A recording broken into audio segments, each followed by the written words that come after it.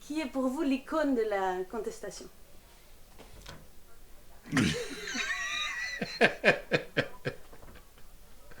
Ok. Lui et tous ses prédécesseurs. On en parlait justement à l'instant. Ah, oui, oui. C'est impressionnant. C'est tous des bénévoles, hein. C'est ça qui est frappant. Non, mais sérieusement maintenant, Non. c'est quoi ton icône de contestation? C'est les gens que j'ai rencontrés dans ma carrière à Amnesty, les gens qui ne sont peut-être plus là, mais qui tous ont fait un boulot incroyable, quoi. C'est des militants qui viennent de pays du Sud, qui font un boulot dingue. La première personne que j'ai rencontrée vraiment, c'était Doina Corner, hein, au moment de la chute du pouvoir en Roumanie, et pour laquelle on a fait des manifs devant l'ambassade. Alors moi j'ai une infinie admiration pour tous ces militants des droits humains dans le monde qui prennent des risques, qui contestent, qui se battent pour plus de justice, ce qu'on fait nous modestement à la Ligue des droits de l'homme en Belgique, mais on court aucun risque sauf de se faire injurier sur les réseaux sociaux, etc. Et donc quand je vois des homologues, comme on dit, présidents ou présidentes de Ligue des droits de l'homme ou équivalent à l'étranger, je suis vraiment impressionné parce que moi je risque rien et eux risquent beaucoup. Et alors voilà, depuis que je suis très jeune, moi j'ai comme ça des modèles, effectivement, ça peut paraître très pompeux de dire ça, mais des Nelson Mandela, euh, ou Gandhi, etc. Mais où par exemple à l'école, et moi j'ai grandi en Flandre, j'ai aussi eu, parce que je suis déjà d'un certain âge, cette communication comme quoi Nelson Mandela était un terroriste. Et donc ça m'a fort marqué, parce qu'au début, les premières informations qu'on m'a données, c'est quand même quelqu'un qui est terroriste, il conteste la loi, il transgresse la loi, et c'est pour ça qu'il est en prison. Et donc à l'âge de 12-13 ans, c'est ce message-là que je reçois. Et puis je lis plein de choses, et je me rends compte que c'est pas comme ça. Et puis naît peut-être encore plus, vu l'information que j'avais reçue au départ, une admiration pour le personnage et tout ce qu'il a incarné, en plus ce qu'il a fait après. Et alors, oui, dire qu'en toute modestie, ben, ça c'est vraiment des modèles de la contestation pour moi, oui. Je dirais pas mieux, je dirais pas mieux.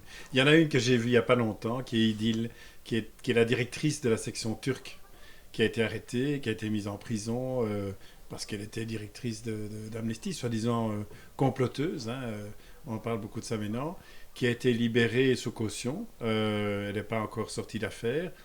Et je l'ai rencontrée, elle est venue à notre assemblée générale. C'est incroyable, quoi. C'est une femme qui a un sens de l'humour invraisemblable, qui est prête à se battre jusqu'à la fin de ses jours, et qui est quand même passée par des prisons turques, quoi. Donc c'est impressionnant. Et tout cela, ben, c'est des gens à qui on a une dette, envers qui on a une dette, en quelque sorte.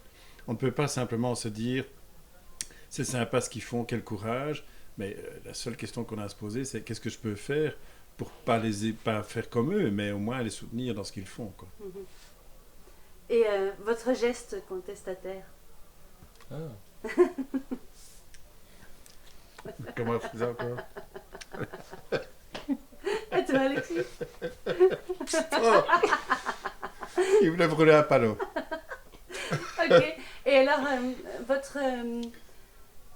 la lutte, là, maintenant, là, tout de suite, sur laquelle il faut vraiment travailler. Ouf, il y en a plein, il y en a Oui, plein, et bien on sûr. se rend compte que c'est de plus en plus ici, même pour une organisation comme Amnesty, hein, qui au départ travaillait jamais sur la Belgique ou à peu près, et puis aujourd'hui, eh ben, on travaille ensemble. On vient de sortir un rapport maintenant sur le profilage ethnique et ce genre de choses, et on se rend compte que les violations des droits humains se rapprochent de plus en plus euh, de ce qu'on a pu auparavant connaître plus à l'étranger. Moi, c'est ça qui me fout les jetons, c'est de se dire, il y a les migrants, il y a les droits de base, là, la lutte contre le terrorisme, comme tu disais avec Mandela, qui était considéré comme un terroriste déjà à l'époque. Aujourd'hui, on évite un terroriste. Et les méthodes de contrôle, les méthodes de surveillance sont invraisemblables. Et donc, je pense que c'est ça qui fait que ça se rapproche de jour en jour de notre domicile, en quelque sorte, hein, de là où on vit au quotidien. Lui connaît bien ça beaucoup mieux que moi, mais c'est vrai que c'est frappant. On ne peut plus se contenter de dire on va voir ailleurs. Et en même temps, c'est le piège.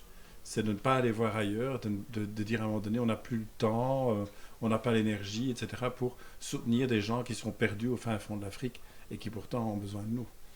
Oui, moi je crois que l'actualité montre que les droits humains, c'est jamais acquis, c'est jamais gagné. Et qu'aujourd'hui, même dans un pays comme la Belgique, voilà, les droits humains, c'est pas seulement à l'autre bout de la terre, c'est aussi chez nous. Et que de plus en plus, on est face à un pouvoir qui rogne les droits et libertés dans les législations qui passent majorité contre opposition au Parlement.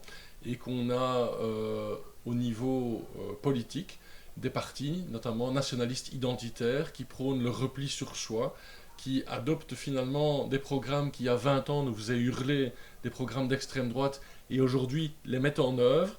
Et donc, on doit vraiment combattre ça aujourd'hui. Je crois que c'est vraiment prioritaire face à ces populistes nationalistes identitaires de la NVA, par exemple, mais suivis par des partis libéraux, par exemple, dont leur valeur, c'est la défense de la liberté. C'est une valeur de droite, la défense de la liberté. Et aujourd'hui, on rogne ces valeurs-là aussi, en se laissant entraîner par le discours populiste de certains.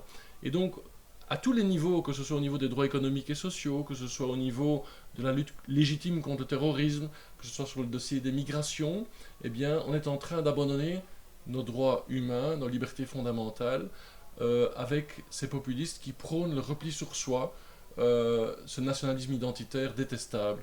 Et donc ça, je crois que ce sera vraiment un enjeu. Ici, cette année, on approche une année électorale. C'est une année électorale l'année prochaine aussi.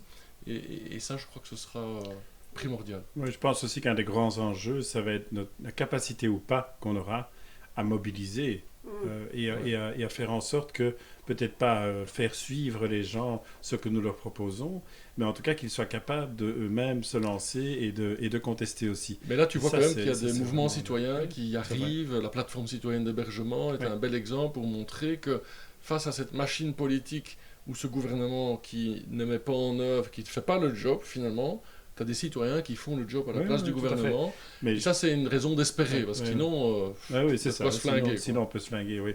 Mais c'est vrai que c'est un des grands enjeux, c'est qu'on doit être capable de suivre ça et aussi de l'élargir. Hein, il y a ce ventre mou comme ça qui a viré comme ça du côté populiste. Hein, et qu'il va falloir absolument... Que ce soit contagieux. Il faut que ce soit contagieux, exactement.